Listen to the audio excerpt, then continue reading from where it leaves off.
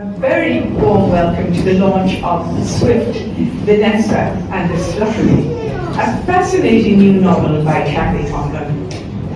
It's so lovely to see this room filled with friends and family and supporters of literature. It's just lovely to see you all. What a great turnout.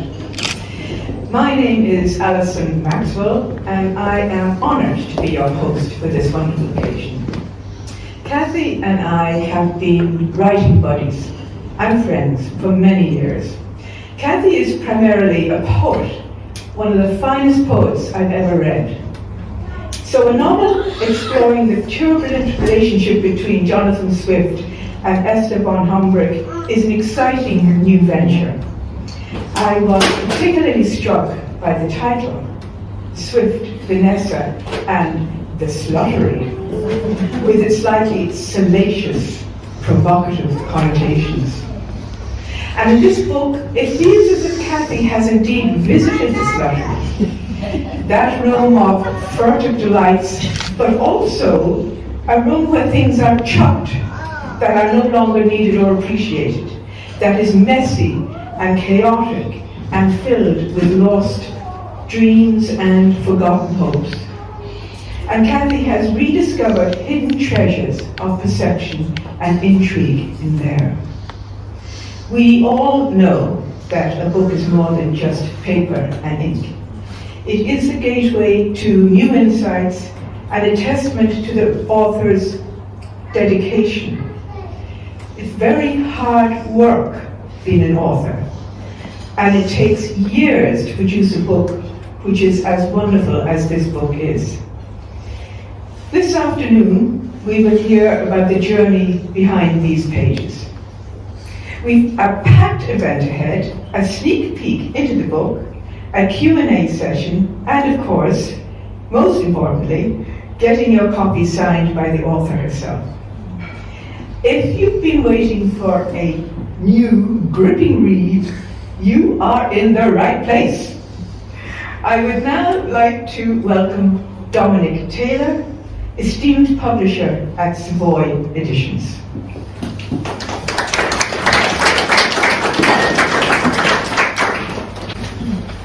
Thank you, Alison.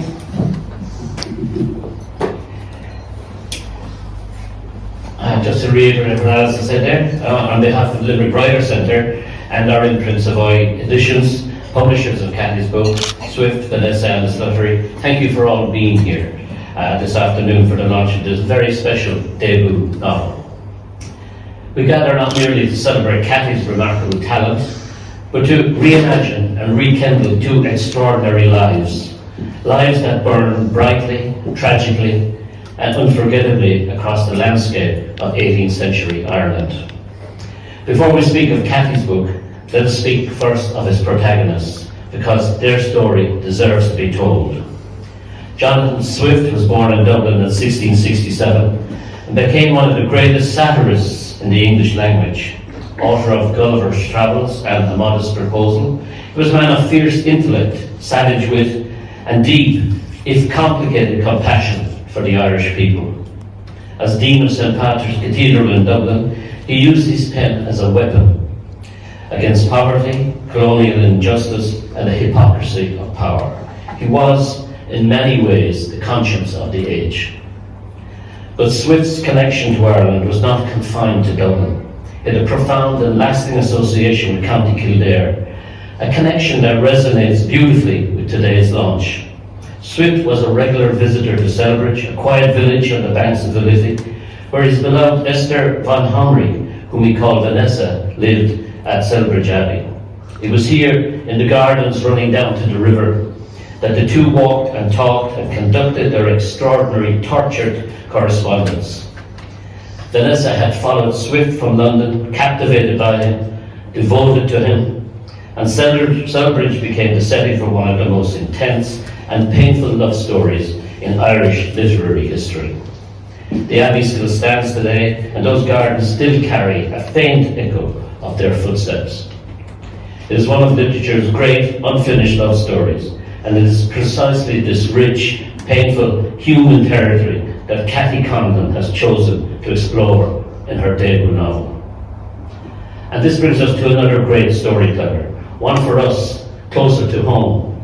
We honour through our imprint, Savoy Editions, a tradition rooted in the cobblestones of Limerick, nourished by the imagination of one of our most fascinating and unjustly forgotten writers, Ger Duffy, 1803 to 1840. Griffin was a Limerick novelist, poet, playwright and journalist, and the author of The Collegians, based on the gripping true story of the Colin Bawn, the murder of young Ellen Hanley by John Scanlon. The book became a literary sensation, inspiring a stage play, a musical adaptation and a silent film. Griffin's novel, which transposed its setting from Limerick to Killarney, played a pivotal role in propelling the Killarney tourist industry, proof, if it were needed, that literature shapes the world far beyond the page.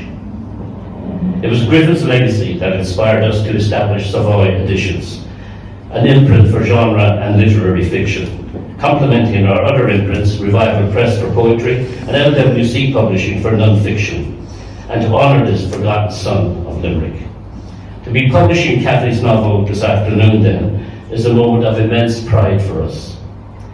For years we have worked to make writing and publishing accessible to everyone, regardless of background, experience or circumstance. Savoy Editions is the next chapter in that work. We are not chasing bestseller lists or mass production. We will produce limited, carefully crafted runs, books made with intention, care, and deep respect for both writer and the reader. Quality over quantity, craft over haste. We believe every book deserves to be well made, and every author deserves to be heard. But here's what truly excites us. We want every Savoy Editions book to inspire other writers. You may have heard of the Velvet Underground, an avant-garde rock band whose first album back in the 1960s sold only around 300 copies. And yet, the legend goes, every single person who bought that album went on to form a band. That is our dream for Savoy Editions. We may publish limited runs, but if each book inspires even one person to pick up a pen, to join a writing group, to believe that their story matters, then we have created something far more valuable than a bestseller. We're creating a movement, writer by writer. And incidentally, the name The Velvet Underground was taken from a paperback book, proof that the written word is always at the root of things. Cathy's writing journey has taken her from poetry to radio drama, from short fiction to this, her debut novel. Her path has been one of dedication, community, and quiet persistence. And today, she holds the results in her hands. And as Ger Duffy, who will shortly officially launch the book, has said, Conlon's retelling of Swift and Vanessa's tragic romance is tender, humorous, and sharply observed. And we agree wholeheartedly. As a community-based publisher, we're enormously proud to see Cathy's book make its way into the world here this afternoon, in this wonderful location. And I'm proud to say that this book is the 223rd title that the Limerick Writers' Centre has published across its 3 imprints since 2008. Publishing is changing. Many publishers today say they wanted great stories, but seem to actually want people with TikTok followers, Instagram audiences, and podcasts. And with the arrival of AI, there's a real danger that writing has been reduced to content production. Words without souls, stories without authors.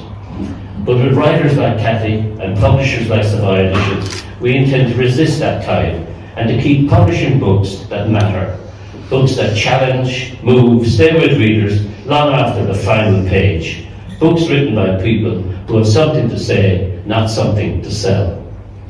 So let us celebrate Cathy today, and let us celebrate Savoy Editions, and let us celebrate the power of community, of craft, and of taking that often terrifying, bold step to share your story with the world. Farewell.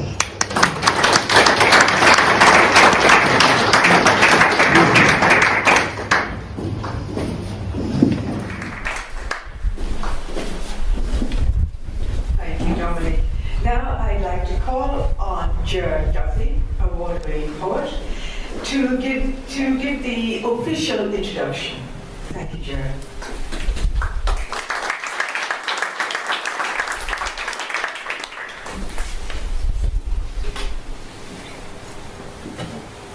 Good afternoon. I'm delighted to be here today to launch Cathy Conlon's historical novel, Swift, Vanessa and The Sluttery, published by Savoy Editions. And what a wonderful, auspicious venue we have for the launch of the novel, so in keeping with the period when this novel is set.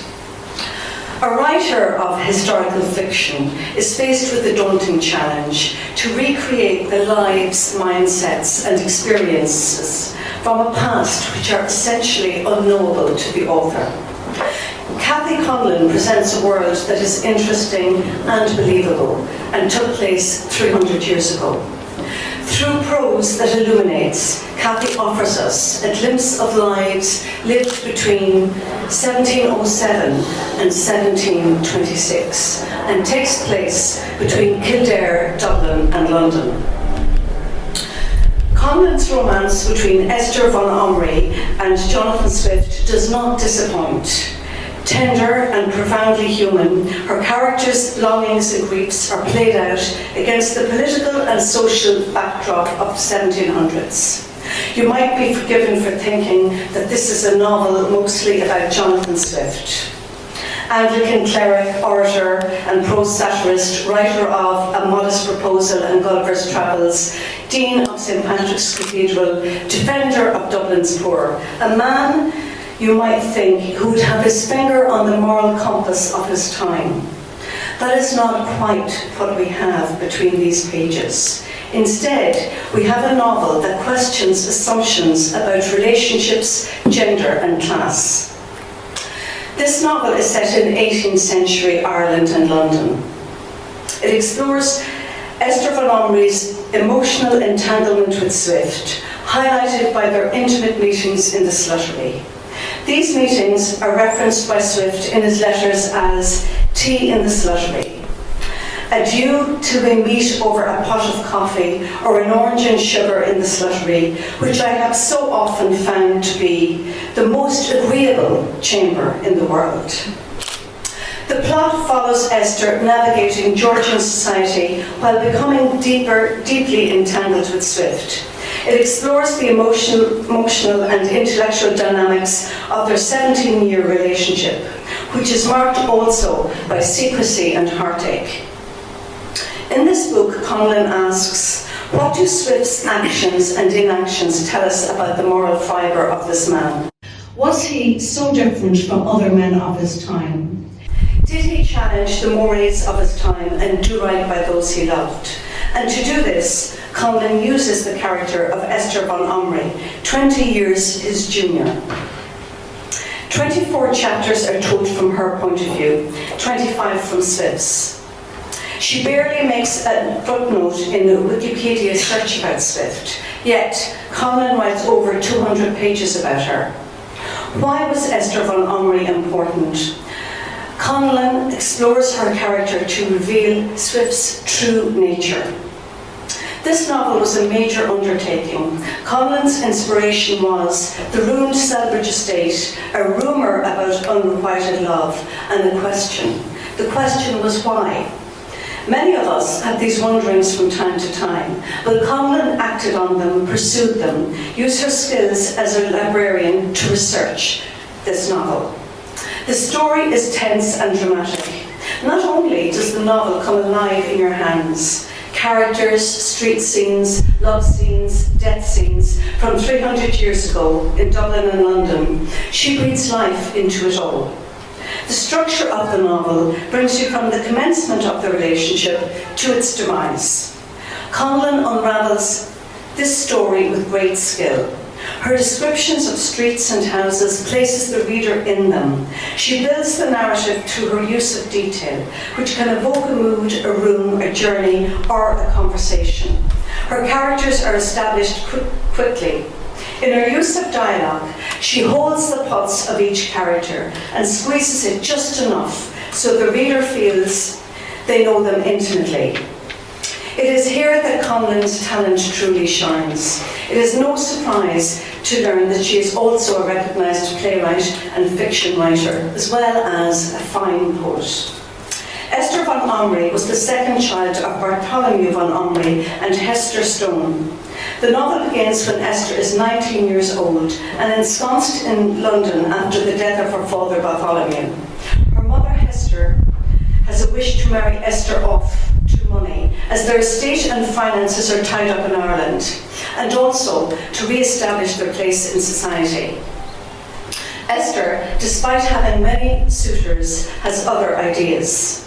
Swift is a frequent visitor to their house in London as a family friend and later as Esther's tutor. Early in the relationship, Swift renames Esther as Vanessa, hence the Vanessa of the title and perhaps evidence of his intent regarding her. According to his biographer Dennis Johnson, Swift might be the illegitimate son of Sir John Temple. The claim is that Swift's mother, Abigail Eric, had a liaison with Sir John while she was separated from her husband Jonathan Swift Sr. Sir John Temple was the father of Sir William Temple, who became Swift's employer, benefactor and patron, and enabled him to secure a place in London society. Nothing sensational about that, you might think. But Sir William Temple had a housekeeper with a daughter, and this daughter, who was reputed to be Sir William's illegitimate offspring, this daughter became the other Esther, Esther Johnson, the one whom Swift retained a lifelong affection for. He renamed this Esther as Stella, indicative of his intention to form a relationship with her. Swift always maintained close relations with Stella, and indeed, it is this Esther who features prominently in Wikipedia searches about Jonathan Swift. In his will, he requested that they be buried side by side, and they are both buried in St. Patrick's Cathedral in Dublin, beneath the floor of the nave. However, the twist in the tale is this. When Swift embarks on a relationship with the widowed, well-pensioned and well-positioned Stella, he may in fact have been embarking on a relationship with his half-niece. So, you may ask, where does this leave Stella von Omri in the saga? That question is answered when you buy and read the book. Essentially, this is a tale about a young girl who gives her heart to Swift and waits for him to commit. It is hard to read the book without enormous sympathy for Vanessa and considerably less for Swift. Swift does not emerge from the tale well. He is forthright and opinionated and leads his ladies on. Conlon injects much humour into this novel with her descriptions of Swift. Conlon's retelling of this relationship is meticulously plotted with excellent characterisation. When in London, he will visit one Esther, when in Dublin, he will visit the other. When pushed for commitment, he pushes back outraged. That Swift flirted with the two Esthers is not in contention. What is in contention is that Vanessa and Stella were each led to believe that he loved them individually. It is all the hallmarks of a menage a trois. And as Princess Diana might have told us, the relationship was very crowded. On the basis that she had a solid relationship with Swift, Esther von Omri moves to Dublin, where Swift visits her infrequently. She then moves to the estate in Selbridge and builds a tower for their private use. Another sluttery, you might say. Swift's bust resides in the Long Room in Trinity College, and I can tell you he was not handsome. But what he was, and what Esther von Omri saw, was a man of knowledge and impetus, with great wit and charm, active in the heart of politics in London and Dublin. And what she longed for, and what she acquired with a little of that knowledge, was a glimpse into a life that might have been possible had she been born male. So what Swift appeared to be offering her was, in Kavanagh's words, the gifts of the mind. Conlon shows us the lives of upper-class women by its strictures of dress and behaviour, of lack of agency and its quality of boredom that consumed them. So cleverly does Conlon set this up that we become accepting of a life of waiting on Esther's behalf. She holds a mirror to the lives of Esther's younger brothers, Bartholomew and Ginkle, and contrasts it with the lives of Esther and Malcolm, her younger sister. Vanessa never stopped loving Swift, and that is her tragedy. Swift never committed fully to her, and that was his. Vanessa maintains her headstrong hopefulness as her world collapses around her. Paradoxically, it is also her Achilles heel, as she clings to the dream of their great love, ignoring any other course to happiness, and she ensured that those closest to her were dragged along in her wake. What Swift cared about most, in the end, was what his enemies would think of him, rather than those who loved him. This determined his actions towards Vanessa at the end of their relationship. On those actions he is found wanting. In Swift, Vanessa and the Sluttery, we find witty banter and tragic comic situations played out with emotional complexity. Intense, immersive, and beautifully paced, we move with Swift, Vanessa, and Stella towards a devastating conclusion. This is a book whose characters will stay with you long after you have read it.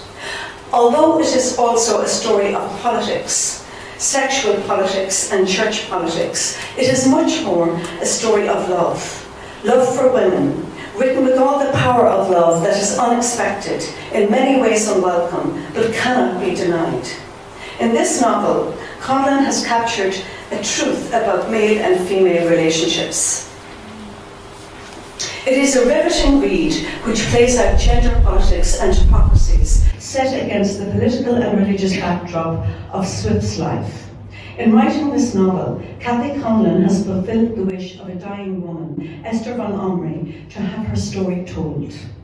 No mean feat. Thank you.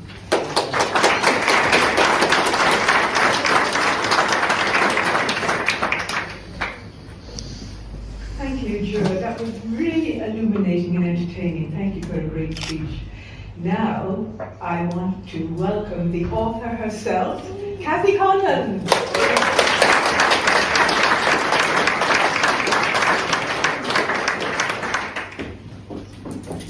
Hello everyone, and welcome back for the annual book launch.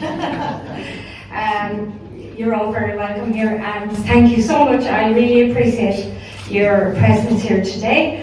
And I see there's a few repeat offenders. But just to give you a little bit of context to this, I suppose I have a habit of writing over the years and then forgetting what I've written and leaving it on a flash drive.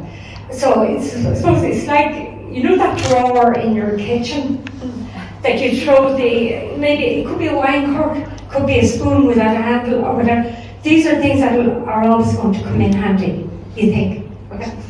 So my flash drives are like that. And so one of the things that, there's a man here in the audience, Tommy Conlon, and one of the things he loves is first thing in the morning, before he's had his cup of tea, and I tell him about my new idea. Right? And he goes out of the kitchen so fast, and all I can say is I've put a spring in his step. But anyway, so he's the man responsible for getting me to actually send this out, because he's been asking me for years to do it. I suppose I didn't think there was a market for it, but anyway, we'll see. Hopefully there is. And to my whole family in general, my two sons and their spouses and my grandchildren, everybody has been such a great support to me, and it's appreciated beyond measure.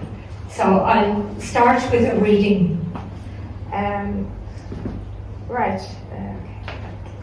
Swift rose from his bed, and having feasted on a light breakfast of milk porridge, he made haste to the Van Omri household, where he had promised to advise the young Esther in her schooling. Actually, if somebody could get me a glass of water, as he approached the house, he glanced upward, and seeing the curtains drawn on the upstairs window, stopped short outside the house.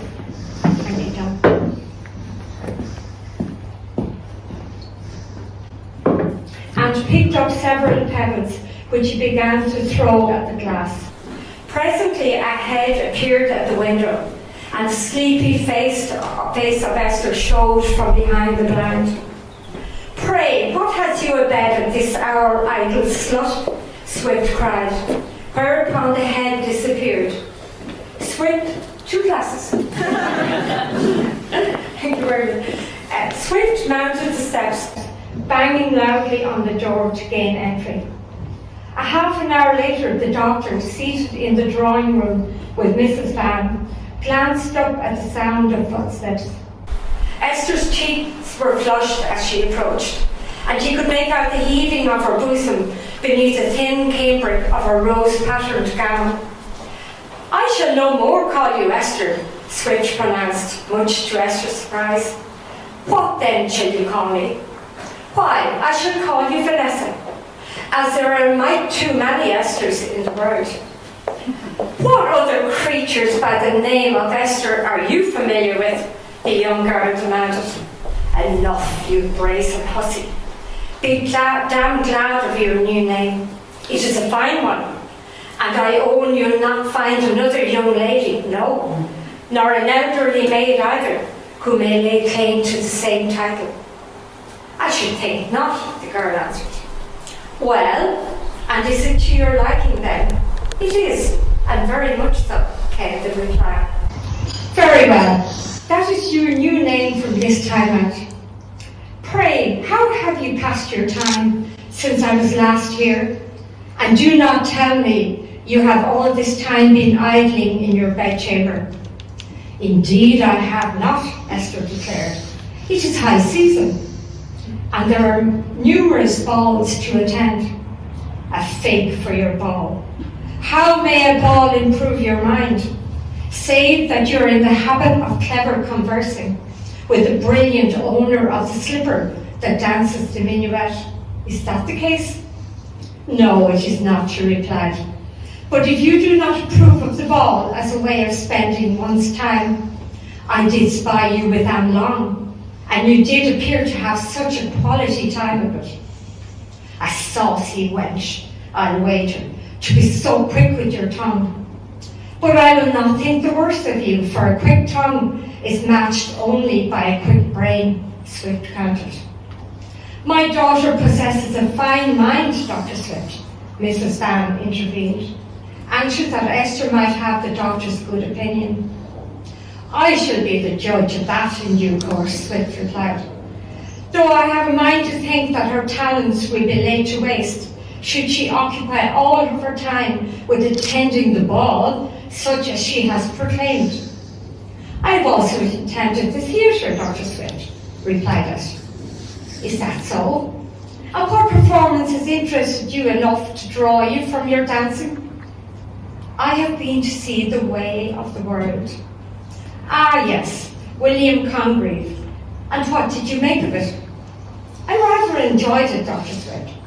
"Enjoyed?" "I did not inquire about your enjoyment, but rather your thoughts. Esther pronounced it a rather charming production. Did you not?" Mrs. Van addressed her daughter. "Quite romantic." "Fiddlesticks," Swift cried. "Romance is not the play's chief purpose. Congreve's purpose was to expose the sham that is society, to show the world the deceit, greed and vanity that lies beneath pretty manners." "Of course." Esther threw a bright smile in Swift's direction, in a vain attempt to conceal her humiliation for having failed to attend to the play's meaning.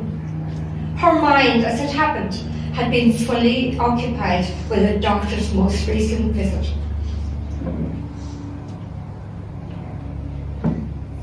Sorry. "Pray, what books have you late been reading?" Swift demanded. "I do not care so much for reading, sir. I find that I do not have the concentration necessary for such a pursuit, and the stories do not engage me in a way necessary for continuance." "Are you so difficult to please, miss?" the doctor inquired. "Do you find the current literature of a value you consider beneath your intellect?" "Oh no, sir. 'Tis not that at all. Esther struggled to continue. But in the face of Swift's dark frown, she could not think of a sensible response. Well, has the cat got your tongue, miss? For if he has, I shall catch the dratted creature and expend all energies in successfully locating the pretty piece. Esther was forced to smile. The cat has not got my tongue, for I would never allow him to take hold of so valuable a part of my anatomy. Swift threw back his head and laughed heartily. I believe you have been busy composing again, Dr. Swift. Mrs. Van glanced up coquettishly from her place near the fireside. I do believe there is much hilarity in London regarding the Bickerstaff papers and your predictions about the unfortunate partridge. Unfortunate, you say? Why, my dear lady, I might have given you credit for having more sense than to use that word so unwisely. He's not at all unfortunate. He's a mighty charlatan, that is what he is. Is he not a physician of the court? It is not proven that he has ever attended or even received a salary in that respect, Swift responded. I do not know of whom you speak, Esther interrupted, anxious to be included in the conversation. Why, my dear Mrs. Van replied, it is none other than John Partridge, the famous astrologer. Astrologer, Swift scoffed. He is an offender of the church. That is his first crime. I did hear that you referred to the Church of England in scathing terms, Mrs. Van said. The infallible church, he said. There was no mistaking his sarcasm. He forgets that he may well apply that sentiment to his chosen profession, for has he not fallibly predicted the deaths of certain notable individuals? Therefore, I have taken liberty with his own choice of words and used it against him. Predicting that he would suffer an infallible death, Mrs. Van threw back her head and laughed. Precisely.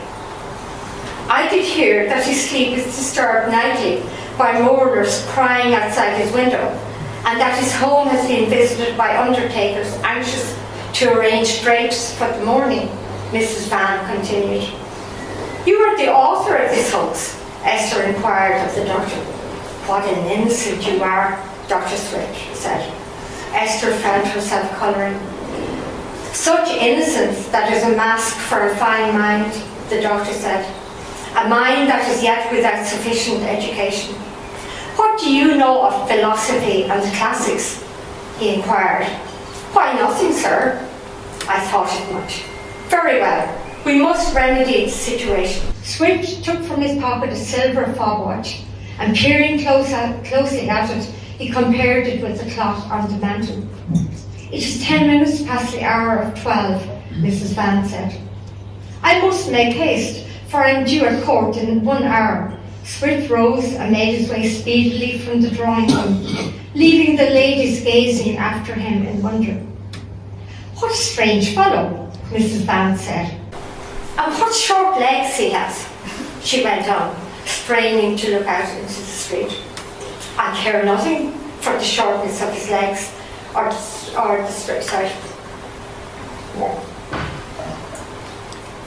the strangeness of his manners, Esther said. He is such wonderful company, Mamma, don't you think? I am entirely in agreement with you, my child, her mother said. However, it remains to be seen if the good doctor holds you in similar high esteem. And why should he not? The indignant girl rounded on her mother. You have a somewhat unbecoming air at times, Esther, which you must temper in the company of gentlemen. Unbecoming? How so?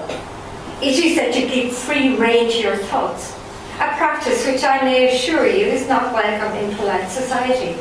Ladies must refrain from wild utterings. Wild utterings, Mamma. Am I to behave like some insipid female idiot who has no thoughts of her own? Am I to be spoken for by the males in society? For if that is the case, I will have nothing to do with society.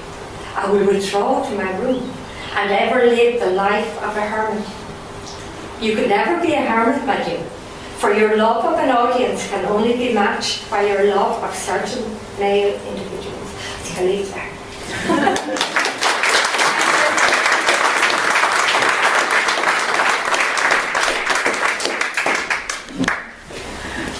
And there you have a wonderful taste of the humour and the liveliness and the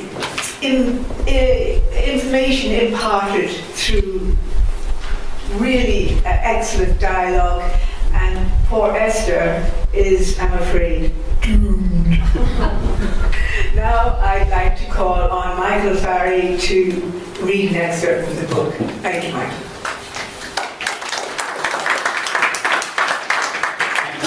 And congratulations, Cathy and Limerick Writers Centre. I'm living in Trim, actually, and on the way I passed by Lockercar, which has a piece in the book itself, and I suppose in Trim we're more on Stella's side rather than Vanessa. So I'll read a short piece from chapter 2. Jonathan Swift woke to the sound of Patrick, his manservant, moving about the room. There was a clatter as if something fell to the floor. "What in blazes?" Swift yelled from beneath the covers. "What need for such an infernal racket, man?" "Apologies, sir." "A fig for your apologies. It is not yet my waking hour." "'Tis past 7. "Indeed. What has come of you now, that you are a speaking timepiece? What in heaven's name are you at?" "'Tis time for your shave, sir." Patrick sharpened the blade and waited for Swift to rise and sit at the table, where he had placed a bowl of warm water and a bar of soap. "Impudent dog, that you must order me about," Swift growled. "Your wig, sir. 'Tis back from being cleaned. And a pretty penny it will cost me, no doubt. Fetch me my coffee, for I ever fear a headache coming on. Confound it all, I scarce slept a wink. That ratted watch did set up an intolerable clamour the whole night long," he declared, referring to the band of police who patrol the streets at night with lanterns and sticks, calling out the hour each time the clock struck. And not content with their yelling, they then set about rapping the doors with their sticks. "'Tis done, sir, to be sure the properties are securely fastened," Patrick said. "I care not one whit," Swift exclaimed, for no sooner had they put an end to their racket when those blasted chimney boys doing their rounds started up their own commotion. "And woe to that infernal milk woman. I ever fear I will twist her scurvy neck till it breaks. I should have her hung from the very yoke she bears about her shoulders, so that she might swing from it like her milk pails, and there will be an end to her yodeling." Patrick brought coffee, and after he had drunk it, Swift rose, and removing his nightcap, seated himself and allowed Patrick to shave his face and head. "A glistening egg," Swift remarked, gazing at his reflection in the mirror. "An infernal sight, but I suppose I must make do with the face my Creator has bestowed upon me. Would that he had produced in me a more handsome profile. What say you, Patrick?" "You look handsome enough, sir," Patrick said, fitting the wig on the shaven head. "Confounded liar," Swift exclaimed. "But it is a pretty lie, so I suppose I must let you have it." Swift paused. "You must forgive me, Patrick, for my foul mood. My head troubles me so." "Think nothing of it, sir," Patrick said. "Will you have need of a coach?" Patrick inquired, when Swift had donned his black gown. "I will not consider it, Patrick. The blackguard cost of it all. I must walk and take fresh air and exercise, as you must too. It is ever a necessity for a healthy constitution." "Very well, sir." Patrick returned to the kitchen and brought back a tray on which there was a plate with one slice of bread, a poached egg lightly done, so that the white remained glutinous, the yolk pouring out in a yellow puddle to soak the bread in the manner favoured by Swift. And then he goes out, walks through a very dirty London, goes to a coffee house, talks about politics and ecclesiastical matters, and then he moves on. After he had left the coffee house, Swift made his way to the Van Omrichs. The Van Omrigs had taken up residence in the fashionable St. James's Square. Swift rang the bell, and presently a startled-looking maid answered. At the girl's curtsy, he stepped into the hall and inquired to see Mrs. Van Omrig. "Is she expecting you, sir?" the maid inquired. "Never mind, Bessie, you may run along." Mrs. Van appeared from the side room, and smiling broadly, she held out both hands to Swift. "You are most welcome indeed." She was a handsome woman, Swift thought, though her beauty was dulled by the lines of worry that marked her features. It was well known her affairs were in some considerable disorder, given the fact that her husband's property in Ireland remained in trust until the children came of age. He followed her upstairs to the drawing room, where Mrs. Van ordered tea to be served. "Tell Miss Esther Dr. Swift is here," Mrs. Van instructed the serving girl when she set down the tray. She poured tea and chatted amiably about her new life in London, while Swift warmed himself at the coal fire, thankful for the heat and the promise of a meal to come. There was a sound of footsteps outside, and the door opened. The young girl Swift had encountered at Dunstable hesitated before entering. Her hair was piled in curls round her face, and a small lace cap decorated the crown of her head. She wore a cotton gown of pale blue, edged with cream lace. She appeared somewhat breathless as she approached, and her lips were parted as though from exertion. "You remember my daughter, Esther?" Mrs. Van said. "Indeed I do," Swift said, his grave face bestowing no emotion. He held his hand out to the girl, and Esther placed hers in it. He felt a slight tremor of her fingers, and gazing into her face, he saw the skin had flushed crimson. But there was a look in her eyes he found pleasing, a glance that gave some sign of inner strength. "So, what do you think of London?" he asked. "It is quite a charming city," she replied. "Charming, you say?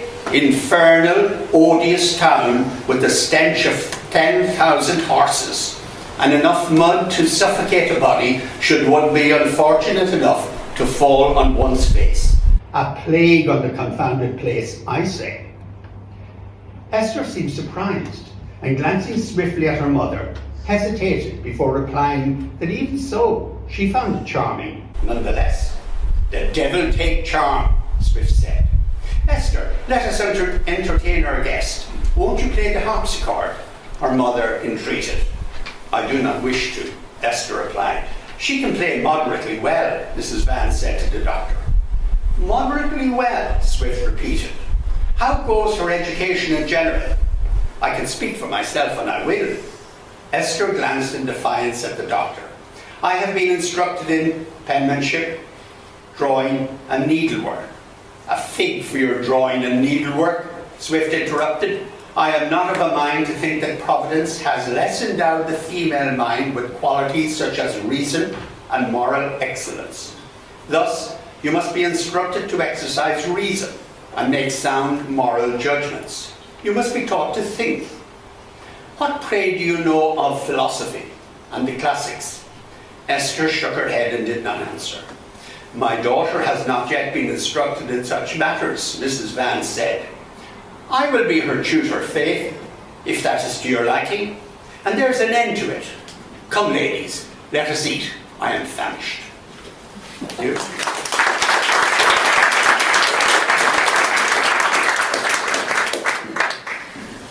So that's what it sounds like.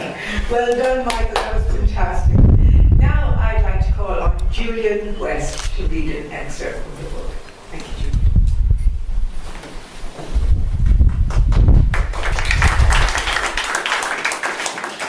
A few years ago, my daughter was married in St. Patrick's Cathedral, and the Dean announced, after 300 years, Jonathan and Esther are finally getting together. He did not specify which Esther. So far, my son-in-law has confined himself to just one, and so tragedy is averted.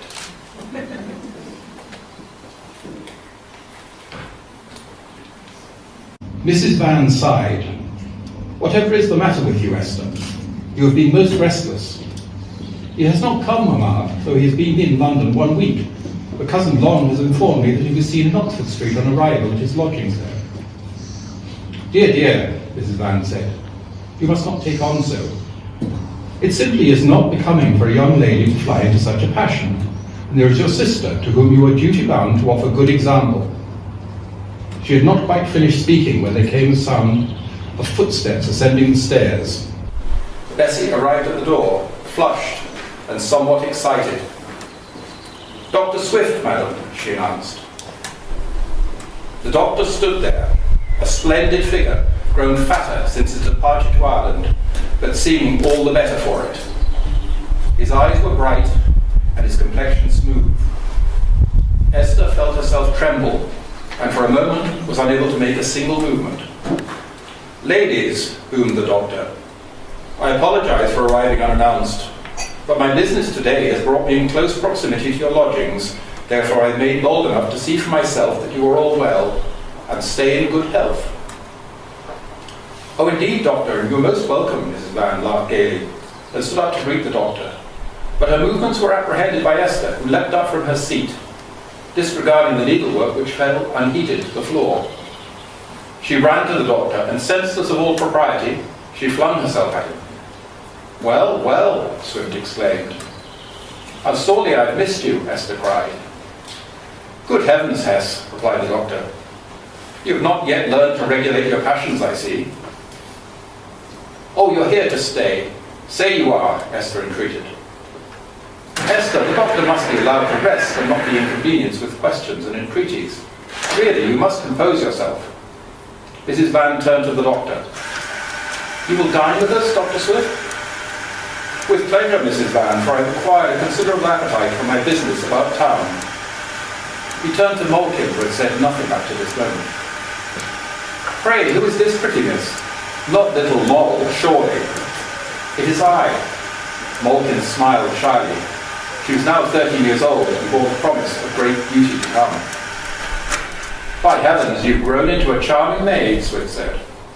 I fancy the suitors already come calling. Malkin blushed and did not reply. My sister's far too young, Esther said, jealous now of Swift's attention towards Malkin. While they were dining, the doctor told them of Harley's request that he should take over the writing of the Examiner, a weekly broadsheet which had already been launched by the new Secretary of State, Henry St. John. I believe Harley is opening peace negotiations with France, said Esther, who had educated herself on such matters in order to improve his good opinion of her. Yes, replied Swift. You know, of course, that Marlborough has lost popularity with the people. Who's Marlborough? Malkin inquired. General Marlborough is the leader of the English army, her mother explained. He won a victory last year at the Battle of Montfaucon. However, his victory cost the lives of 18,000 men, and so the tide of public opinion has turned against him. For indeed the public has already begun to protest against the war. "'Tis true," Swift replied, "but now, to add insult to injury, Marlborough's requested to be made Captain General of the Army for life. The people are outraged, and the Whigs and Tories divided. The Whigs want a continuance of the war, while the Tories want an end to it. Harley's decided to run a campaign against Marlborough and the Whigs. He's asked me to write articles supporting Tory policy and so bring about the downfall of Marlborough. I, of course, being against the idea of war, am more than happy to comply." "I'm perfectly in agreement with you." Esther cast an admiring look at Swift, who once again checking his timepiece against the clock in the room. "Do we detain you?" Mrs. Van was anxious to know. "I may stay exactly 1 hour and 10 minutes, after which time I must be off to attend to my business." "Permit me to bring you a dish of coffee," Esther said. "Excellent. You make the best coffee in the land, Hess." Esther flushed with pleasure and went to the kitchen where Bessie was busy washing dishes. Having made the coffee with 1 spoonful of ground beans and 1½ spoonfuls of sugar, the way he most preferred it, she was returning from the kitchen when she met her mother proceeding towards the stairs. "I've decided to take your advice, Esther, and go to town to purchase some new rugs." Very well, Mamma, Esther smiled, pleased with the idea of having Dr. Smith to herself. Malkin will keep you company, her mother said, as though reading her mind. Esther placed a tray of coffee on the table in front of the doctor. Ah, wonderful. He lifted the dish to his mouth, sighing with satisfaction. Malkin, said Esther, I wish to converse with Dr. Swift in private. But Essie... Esther shot her a warning look. Malkin did not venture a response, but rose meekly and made her way to the door. When her sister had left the room, Esther stood up. Let us drink it together in the sluttery, she suggested. Why, you are a brazen hussy, he exclaimed. They roasted oranges at the fire and sat together on the low couch. She could not keep her gaze from him. You cannot imagine how intolerable it has been for me since your departure. All the more so because I have heard so little from you, she admonished. You know my business in Ireland has kept me occupied. I've been busy with my estate at Larigal, Swift reminded her. And you're visiting with a certain Mrs. Johnson, she said, for I have heard. So you've taken to lending an ear to gossip then? For shame. An active mind does not find time for such idle pursuits. You don't deny it. I see no reason to deny what is an unalterable fact, he said. I don't like it, that's all, she pouted. Pray, you're ever a jealous, chiding maid. Why, you're in the least position to vent your spleen in this regard. My recent encounter with Charles Ford has informed me of your own pursuits. Whatever do you mean? Why, he mentioned a particular Lord Windsor. Sure, a trifling engagement, once or twice, she defended herself. Nevertheless, Hess, you may not chide me for encounters with the opposite sex, when you yourself had similar engagements. Let's not argue. Esther tried to change the subject. Come, tell me how you've missed me. She moved closer to the doctor, and having dipped a portion of the cooled, roasted orange in a bowl of sugar, she placed it enticingly against his lips.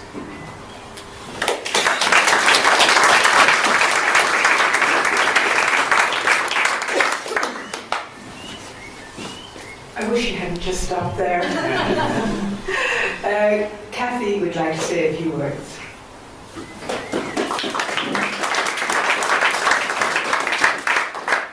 A few very short words. Just to say thank you to Alison, Ger, Michael, Julian, and my publisher Dominic, and Marianne, who's here today. And thank you for this opportunity, Dominic, to have this book published. It's much appreciated. And thank you again to everyone who's here today.